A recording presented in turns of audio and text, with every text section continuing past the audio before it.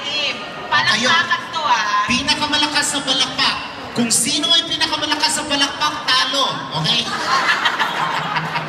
Hindi. Pinakamalakas sa balakpak, yun ang nalalapit kay Liza. Sa tingin nyo. Okay? Oo. Yung aura ha, aura ni Liza. Kaya dapat mag-project din kayo, girls. Mag-Liza. Okay, ready?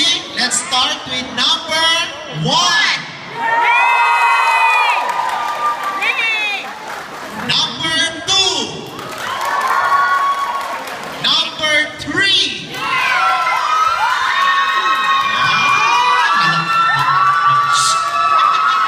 Halata mga kamag-anak ko lang din.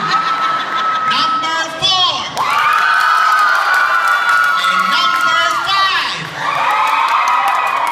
5. Okay, it's all atay. Walang nanalo.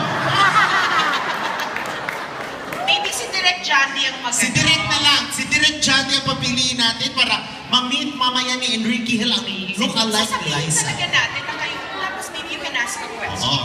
Diba? Ay, naku! Ang swerte niyong pantay-pantay!